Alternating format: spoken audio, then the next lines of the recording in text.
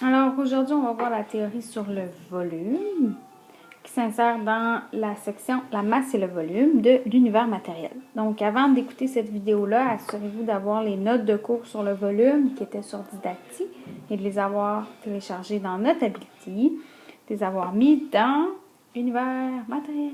Oui, bravo! OK, donc si tu as tout fait ça, tu es prêt. N'oublie pas que tu peux arrêter la vidéo n'importe quand tu as besoin d'un petit peu plus de temps pour retranscrire, s'il y a des explications que tu veux réécouter. Donc, tu peux toujours arrêter la vidéo, l'avancer, la reculer, c'est à ta guise. Donc, le volume, qu'est-ce que c'est? Dans la définition, on écrit le volume, c'est la mesure de la place qu'un corps occupe dans l'espace, que ce corps soit à l'état solide, liquide, gazeux. Donc là, on se souvient qu'il y a 3 états, l'état solide, liquide ou gazeux. Le volume, c'est l'espace qu'il va prendre dans l'espace, donc la place qu'il occupe. Okay? Ça, c'est votre définition. Il faut l'écrire au complet dans la définition. La mesure de la place qu'un corps occupe dans l'espace, que ce soit l'état liquide, solide ou gazeux. Ici, on a différents exemples. Donc ici, dans mes exemples, la masse est la même. Donc j'ai, par exemple, 3 cubes de même masse. Leur masse est 100 grammes. Ils n'auront pas le même volume. Ils n'occuperont pas le même espace.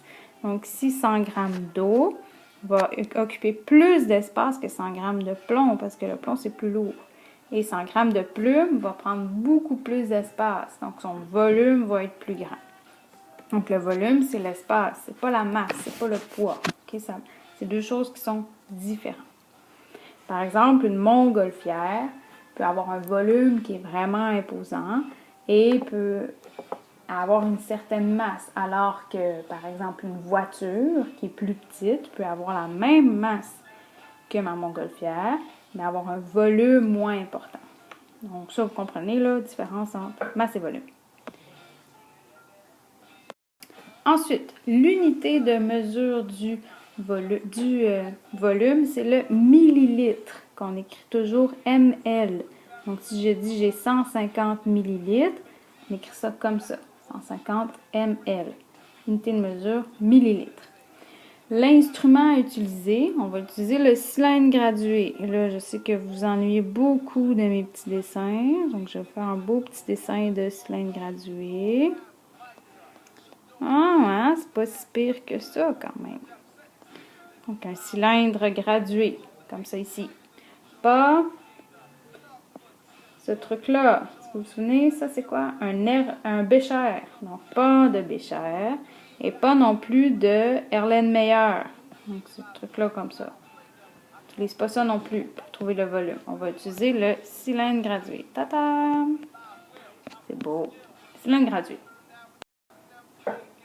Donc, sur un cylindre gradué, on a ici l'unité de mesure qui est généralement à côté de la grandeur du cylindre gradué. Donc, généralement, ça va être écrit par exemple de 25 millilitres en haut du cylindre gradué. Oh, la cloche. On va attendre qu'elle finisse. Ensuite, vous avez les graduations. Les graduations, c'est les petites lignes qui vont vous aider à identifier le volume du liquide qu'il y a dans le cylindre gradué. Et finalement, il y a le ménisque. Qu'est-ce que c'est le ménisque? Bien, en fait, les liquides qui vont être dans un cylindre gradué vont avoir tendance à former comme une petite bulle par l'envers, comme ça. Et quand on trouve le volume d'un liquide, on doit toujours se fier au bas de la bulle du ménisque, comme ceci, le ménisque. Ça, c'est des termes que vous devez savoir. Donc, les graduations, c'est les petites lignes, la valeur des lignes. L'unité de mesure est en millilitres et on écrit toujours la grandeur du cylindre gradué dans le haut du cylindre gradué. Donc, ici, dans l'exemple, la valeur de la plus petite division de mon cylindre gradué est de 0,2 millilitres. Comment je sais ça? Bien, ici, je vois que je passe de 23 à 24. Donc, j'ai 1 millilitre. Et pour 1 millilitre, j'ai 1, 2, 3, 4, 5 petites lignes. Donc, j'ai 5 lignes par 1 millilitre. Donc, chaque ligne vaut 0,2 millilitres. Ça va? Donc ici, le volume de mon liquide, celui que je regarde avec le bas de la bulle du ménisque. Et là, je viens regarder la ligne où est-ce qu'elle arrive. Et je compte après. Donc, je sais que chaque petite ligne vaut 0,2 ml. Et on arrive à la troisième petite ligne au bas de la bulle. Donc, 22. Ici, ça serait 22 ml. 22,2. 22,4. Et moi, ici, c'est 22,6 ml. Donc, je répète, pour trouver la valeur de la plus petite division, on regarde quel est le saut entre les graduations. On regarde le nombre de graduations entre chaque millilitre. Ici, j'en ai 5 pour 1 millilitre. Et là, on divise. Je divise 1 millilitre divisé par 5. Donc, ça me fait chaque valeur 0,2 millilitres. Vous pouvez réécouter cette explication-là pour vous aider. Ensuite, comment on fait en laboratoire pour trouver le volume d'un liquide? C'est facile. On insère le liquide dans le cylindre gradué. Ensuite, on regarde les graduations et on note la valeur qui correspond au bas du ménisque. Donc ça, c'est dans les notes de cours. Si on prend ça en note, on va le tester en laboratoire. Et là, regardez bien ici la personne. Elle regarde à la hauteur du cylindre gradué. Son œil, il n'est pas ici comme ça à regarder vers le haut, ni ici comme ça à regarder vers le bas. On place son œil à la hauteur du ménisque. Ça, c'est pour trouver le volume d'un cylindre gradué. Donc, on prend ça en note. Ensuite, on a des techniques qui s'appellent la technique du déplacement d'eau pour trouver le volume d'un solide. Donc là, vous avez vu au primaire qu'on peut calculer la base du solide fois la hauteur du solide fois la largeur du solide pour trouver son volume. Donc ça fonctionne si on a des formes précises. Mais si j'ai un solide qui ressemble à ça comme ça, un beau solide ici, c'est plus difficile de trouver son volume. Et donc, on va utiliser la technique du déplacement d'eau. Donc, pour utiliser la technique du déplacement d'eau, premièrement, on va insérer une certaine quantité d'eau dans le cylindre gradué et on va noter le volume. Donc, par exemple, on pourrait vous dire, insère 20 ml d'eau dans ton cylindre gradué. Là, tu notes le volume dans ton tableau de résultats. Si tu te trompes, puis tu en mets 21 sans faire exprès, tu notes ce que tu mets. Donc, si tu en mets un petit peu plus, tu notes dans ton tableau de résultats, j'en ai mis 21. C'est important parce que sinon, tes résultats ne seront pas bons. Donc, on regarde le bas. Là, je vais effacer ça ici. On regarde le bas de la bulle et on trouve le volume.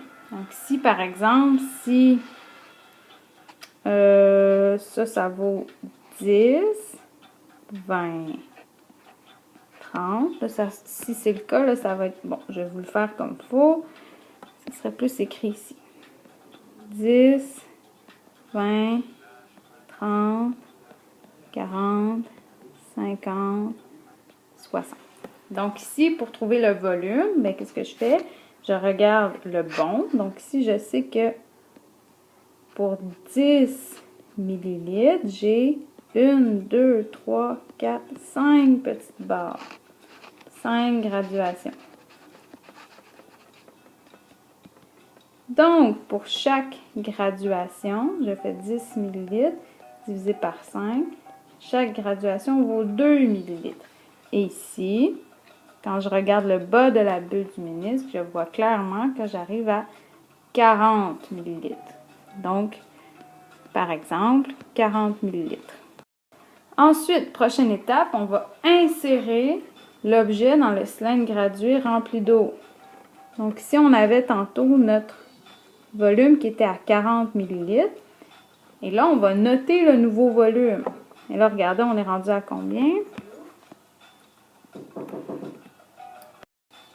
Alors, je continue. Madame Gilbert était venue me dire bonjour dans mon bureau. Mais là, je continue. Donc, tantôt, on avait 40 ml. Et là, je vais aller voir combien j'ai de millilitres. Admettons que sur mon cylindre gradué, là, c'est écrit ici 10, 20, 30, 40, 50. Là, je regarde le nouveau volume. Et là, je vois clairement que le bas de la bulle du ménisque est à 50 ml. OK? Là, regardez bien ici. Quand on met un solide dans le cylindre gradué, on ne peut pas juste regarder le volume de ce solide-là dans le cylindre gradué. Parce que, est-ce que vous voyez, là, il arrive à peu près à 11 ml. Mais est-ce que mon volume fait 11 ml? Non! Regardez ici. Il y a plein d'espace qui est perdu autour de mon solide. Donc, on ne peut pas se fier à juste son espace dans le cylindre gradué. Il faut vraiment utiliser la technique de déplacement d'eau. Donc, on note le nouveau volume. Ensuite, on soustrait le volume d'eau avant l'insertion de l'objet du volume d'eau avec l'objet. Donc, ici, le volume de mon solide, on utilise cette formule-là ici, est égal au plus grand volume moins le plus petit. Donc, je prends le volume d'eau quand j'avais mon objet dedans. Je soustrais le volume d'eau avant que j'aie mis l'objet. Et là, ça va me donner l'objet combien il vaut. OK? Donc, c'est exactement ça qu'on va utiliser. Quand, par exemple, si vous déposez un ustensile dans un verre d'eau, vous allez voir que le verre d'eau va monter, mais on n'a pas rajouté d'eau. On a juste rajouté quelque chose dedans. Donc, la différence entre le nouveau volume et l'ancien volume correspond au volume de notre solide. Donc, ici, le volume du solide est égal à 50 ml moins 40 ml et ça va me donner un résultat de 10 ml. Donc ici, mon solide est de 10 ml. Là, on a vu ici que l'unité de mesure, c'était en millilitres. Est-ce que ça se peut qu'on ait une unité de mesure en centimètres cubes? Oui, c'est ce que vous avez vu au primaire quand vous avez fait les calculs de volume. Donc, hauteur fois largeur fois profondeur, hauteur, largeur, longueur. Ça nous donnait des centimètres cubes. C'est bon aussi. Tu vas le voir quand tu vas faire tes exercices. Il y a différentes unités de mesure pour le volume. Mais nous, quand on est en laboratoire, je vais l'écrire ici, en laboratoire, on utilise les... Oups. Je fais deux choses en même temps. Quand on est en laboratoire, on utilise les millilitres pour nos objets. Donc là, ce qui va être super important que tu fasses, c'est d'aller consulter la vidéo de technique de déplacement d'eau où là, je montre avec un cylindre gratuit comment trouver le volume d'un petit solide. Là, tu vas essayer de voir c'est quel solide que j'utilise. Okay? Ensuite, il va falloir, super important, que tu ailles lire dans ton cahier, que tu fasses les exercices pour voir les différentes façons de trouver un volume, puis qu'est-ce que c'est un volume. Okay? Donc, ça, c'est super important de le faire pour te préparer au laboratoire où tu vas avoir un quiz là-dessus aussi. Si tu as des questions, encore une fois, n'hésite pas, écris-moi un courriel, pose des questions à tes coéquipiers ou à tes collègues. Donc, on se voit à mon retour. Bye!